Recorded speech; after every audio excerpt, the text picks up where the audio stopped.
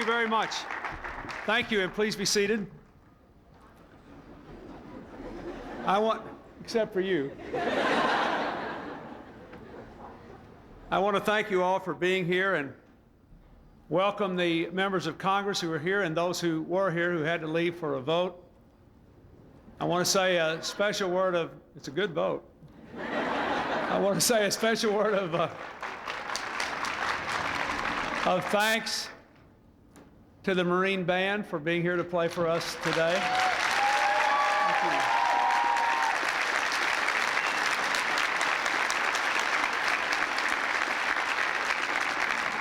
Since my office is just over there, when they come out here to play for you, they also keep me in a far better frame of mind as I work through the day.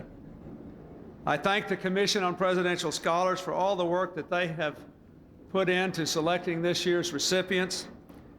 I especially want to thank my good friend, Governor Florio of New Jersey, for his work as chairman. I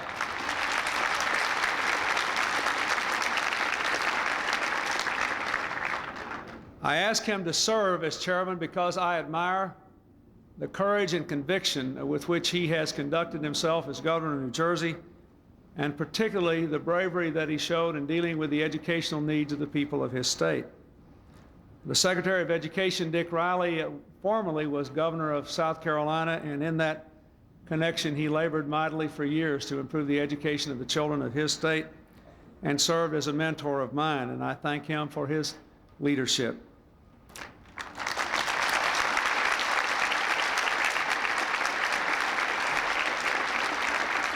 As I look out at this group today of proud parents and family members and friends and educators, I'm reminded once again of the curious mix of things that produces the sort of achievement that we see embodied in the young people on this stage today.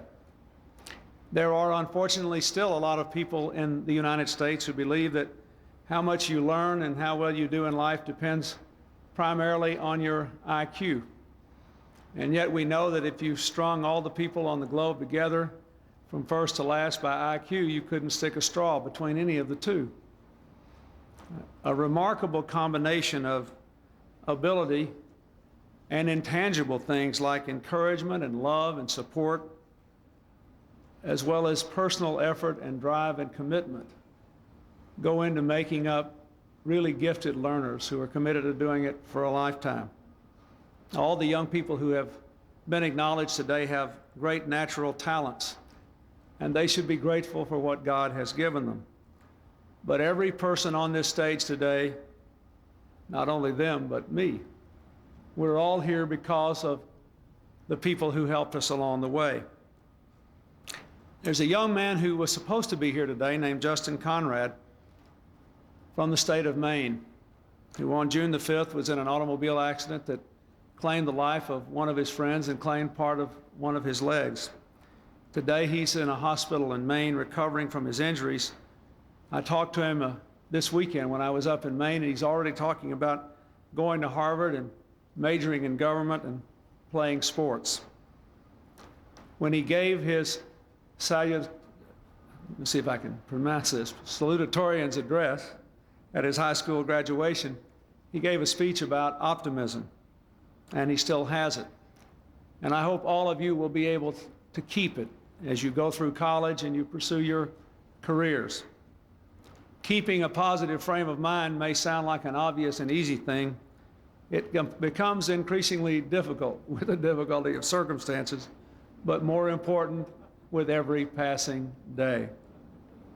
Last Saturday, just before I spoke with Justin by phone, I was speaking at the commencement of Northeastern University in Boston, and I met another young student there graduating from college named Doug Loughborough.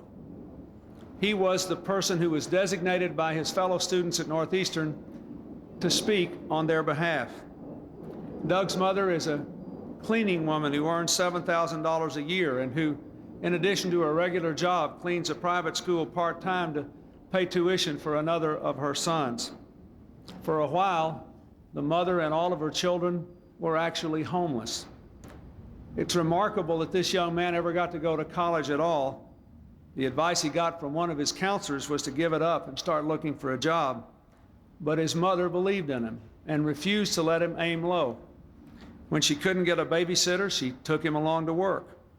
And he watched her day in and day out, never give up hope, and by her example, he learned a powerful lesson. When he came to Northeastern University, the school made it possible for him to work part-time while going to school, and his on-the-job experience helped him to get a very good job when he graduated.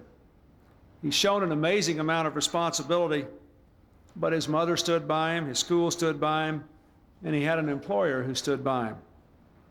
So no matter how heroic individuals are, they still need help to make it and support. Chances of success increase dramatically when other people believe in you, give you opportunities, and ask you to take the responsibility to make the most of them. And I want to thank every person here today who made it possible for these young people to be up on this stage and to have the kind of life they're going to have.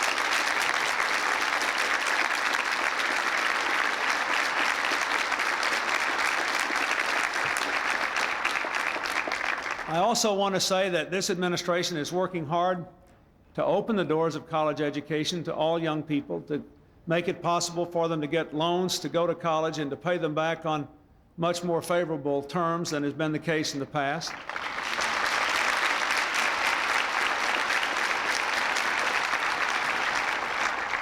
And we are trying to pass, with strong bipartisan support, a national service program which will make it possible for tens of thousands of young people to earn credit against those loans before, during, or after their college years by giving something back to their communities where they live.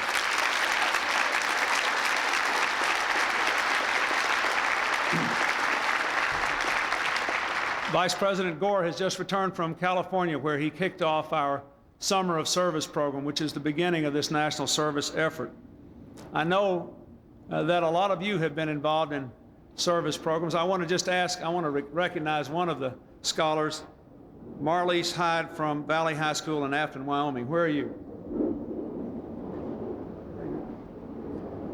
I want to tell you about her. She organized a junior volunteer program at her local hospital, which contributed over 1,000 hours of community service at the hospital while holding 2 jobs, attending evening college courses, and meeting the responsibilities that come from being the oldest of 6 children.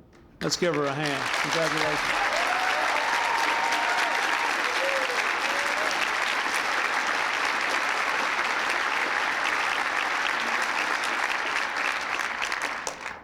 Finally, let me say a word about our educators. We often spend our time talking about what's wrong with our educational system, but we ought to also acknowledge that there is a great deal that is right with it. And a lot of these young people today might not be here were it not for their teachers, their principals, the people who worked with them and believed in them. We think that the educators of America who are trying to do a good job shouldn't have to go it alone and should have some way of knowing whether they're meeting the competition around the globe. That's why Secretary Riley has worked so hard with his Goals 2000 program and with the legislation now moving through Congress to embrace world-class learning standards that all American schools will be given the opportunity to meet, and that all American parents and students can judge their own progress by. I am very encouraged by that work and very grateful for the cooperative spirit that we see now in Washington between everybody involved in the educational endeavor. We think that Goals 2000 will turn a nation at risk into a nation on the move in education.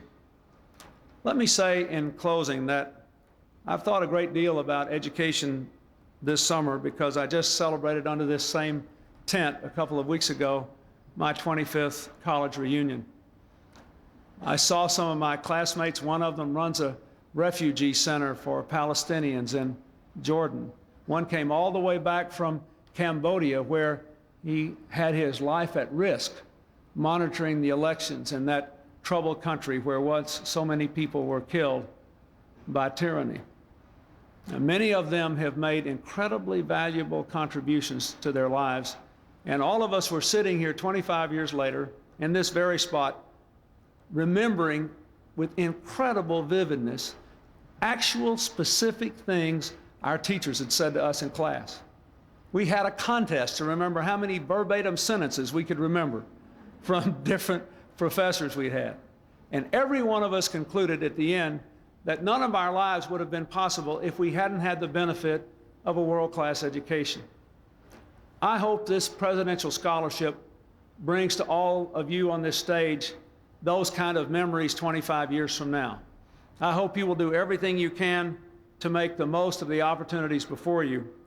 And I hope you will take some time along the way to enrich the communities from which you came and the people who made it possible for you to be here today. Thank you all. Congratulations, and God bless you.